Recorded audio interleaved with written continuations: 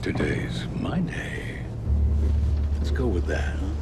American Gods first aired in 2017, and since its first episode, the show has kept viewers right on their toes. This isn't your regular TV series. The show follows the story of Shadow Moon, an ex-convict who had just lost his wife. However, he is transported into a world he had never been in, a world where magic is real and gods exist. He meets a charismatic old man, Mr. Wednesday, who hires him as a bodyguard. Most times, the show gets us guessing, confuses us, and forces us to ask questions. Also, with so many events in each episode, it can get quite easy to miss some very tiny yet important details, plus Easter eggs. In this video, we will be sharing with you all the Easter eggs you have missed since Season 1 all the way to the current Season 3. But before we get into the video, don't forget to leave a like and subscribe to the channel with notifications on so you don't miss any of the new videos we post. A trip back to Season 1. One of the first things almost everyone notices in American Gods is the glass eye of Mr. Wednesday. This means that he has only one working eye, which he also makes mention of. He says he has an eye for things, just the one. Also, numbers are also very significant in the series, with several references placed in the most random scenes or events. For instance, you would remember that Shadow once mentioned that he had read over 813 books in prison. In the Coming to America story, the year it all starts is 813 AD. The numbers 8 and 13 are also very significant in the Fibonacci sequence, as they are consecutive Fibonacci numbers. The pattern is symbolic of the branching pattern on trees, which is in complete sync with the world tree imagery prevalent in the American Gods. It does not end there. When you arrange the numbers 813 from back, you get 318, and this is the number of Salim. Isn't that brilliant? There is also the significance of the number 7. In Shadow's second dream in the first season, we see the image of a woman in an accident, which of course is Laura. Things start flying around, and one of the things we catch a glimpse of is the 7 of Spades. In episode 4, season 1, we would see the 7 of Spades appear a number of times again. It's however not just the 7 of Spades. Before the death of Laura, she and Shadow had been together for 7 years. Also, the obituary of Laura appears on page 7 of the newspaper. In episode 7, we come to meet Essie, a role played by Emily Browning, and we discover her connection to Sweeney. Essie gets sentenced to 7 years of transportation as opposed to death by hanging. Here's a crazy one. Laura died in the early hours of a Wednesday, and there is a chance that it could have happened at around 7 a.m. Furthermore, you would of course remember Shadow's lucky coin. This coin is the 1979 Susan B. Anthony dollar coin, and the coin is the first time a woman was depicted on US currency. This could be the show's attempt at symbolizing abolition. Interestingly, this isn't the only coin that plays such a function. Later on, Zoria Polinuccia gives a different coin to Shadow, a 1922 Liberty silver dollar. This coin is the only coin on the show which makes use of the Latin term trust and completely reads as "In God we trust." This coin was meant to commemorate the end of the First World War and also mark the beginning of mass immigration from Europe to the United States. It could mean that the coins were a symbol of freedom in a magical world of chaos. In addition, there is the fictional town of Eagle Point in Indiana, which had the slogan "Crossroads of America." This was a metaphor for the current situation of Shadow. Also in folk mythology, a crossroad means a location between the supernatural world and the world of humans. As you already know, there's a ton of folk mythology buried in the series. According to ancient Norse mythology, Viking god Odin was also known to travel with 2 ravens, Hugin and Munnin. You might not have noticed, but there are usually raven sightings when Mr. Wednesday is around. On the way to Chicago in the first season, we see the shadow of 2 ravens over the car. We also see the ravens at Robbie's house, even though they are a bit hard to see. The parallels between Essie and Laura are intensified in episode 5 and 6, where we see Laura smoking a cigarette, a Virginia Slims. In episode 7, we discover that Essie had married a tobacco farmer in Virginia. Coincidence? I don't think so. Easter eggs in season 2. Season 2 of the American American Gods was a pretty powerful one. It exposed a number of things and even went as far as explaining some very complicated moments to viewers. It was also speculative and explained some of the major themes of the series and where the third season could potentially end up. However, the second season had its fair share of Easter eggs. The finale of the season 2 starts with a television logo, which is reminiscent of the early days of the media. This is, of course, an early form of the new God media, and on the screen, we see the abbreviated words FOLKS, Broadcasting Service, trusted for news, with the letter L being replaced with a microphone on a stand. While this might have been nothing but a fictionalized television channel, it could also mean that it is a parody of the broadcasting company Fox. Furthermore, in the scene where Shadow leaves the graveyard, we see a prominent shot of a frog for the second time. At first, this could easily have passed for nothing, but a second appearance suggests that there is something behind the image of a frog. While this is still being debated by fans because of the difference in the significance of frogs across many cultures, we could analyze from an entirely safe perspective. Now, the grave parlor is run by Egyptian gods. This could mean that the significance is far from ancient Egyptian mythology. Simply, it could be a reference to how the Egyptians saw the symbol of the snail, or how they interpreted its essence. According to the ancient Egyptians, the snail is a symbol of evolution, growth, and thought. The snail could simply be a reference to the character of Shadow, where he was at the moment, and the various changes that his character would go through. The episode also makes an interesting use of Bible references in the second season. In the greenhouse, Laura speaks with Bilquis and makes an attempt to enlist the help of the Queen of Sheba in killing Wednesday. In this scene, Bilquis holds an apple, which could be a reference to the story of Adam and Eve in the Bible. In the Garden of Eden, Adam and Eve eat the apple of knowledge, the apple that makes it possible for them to distinguish between right and wrong. The scene with Bilquis could also mean that Bilquis is the serpent from the Garden of Eden and is tempting Laura to take a bite from it. Furthermore, Laura nudges the blood of Sweeney on the floor with her boot. This is clearly foreshadowing the fact that Laura will use blood for something special, which turns out to be the potion for her resurrection. Easter eggs in season 3. Similarly, the third season of the show is laced with a number of Easter eggs you most probably don't know about. Let's start with episode 4 in the third season. The title of the episode is The Unseen, and this title could be a slight nod to Hades, the Greek god of the underworld. Interestingly, the name of Hades comes from the Proto-Greek word for unseen. Also, you would remember that in the fourth episode, Laura is still stuck in purgatory. In this episode, she realizes that a song is stuck in her head, but she can't seem to figure out the title. However, the AV guy tells her that it's Schweiger's Requiem of Balder. Unfortunately, after several attempts, fans have mentioned that they can't seem to find this song anywhere online, which suggests that this could be a fictionalized composition. But this could indicate something very important about Shadow. First of all, it is a requiem for Balder, who is the Norse god of light. In the past, fans, especially Redditors, have speculated that Shadow is Baldar, the god of light, or he is heavily connected to him. This is because he emits light and he is also the son of Odin. But what makes this quite fascinating is the fact that Laura remembers this song from her childhood, meaning she had a connection to Balder since she was a child, even before she met Shadow. If Shadow is Baldar, the god of light, then it means that she has known him since she was a child. This, of course, suggests that there would be even more connection between Shadow and Laura, more than we have seen in the entire series. The episode 6 of the show is titled Conscience of the King, and if you didn't know, it is a reference to the classic Shakespeare line from Hamlet, which reads, "The play's the thing, wherein I'll catch the conscience of the king." Interestingly, it could also be a reference to the play performance Wednesday, also known as King Odin, puts on later in the episode, plus the end where he displays a rare bit of conscience. Furthermore, in the third season, Wednesday makes a number of Shakespearean references, and the name of his assistant, Cordelia, is from the Shakespeare play King Lear. With 4 more episodes of the third season set to be released, there is no doubt that we would be seeing some more Easter eggs, and of course a number of scenes you would have to watch over again to completely understand. American Gods is not for the faint-hearted, but that's really why we all like it, right? And with that, we wrap up this video. Thanks for watching.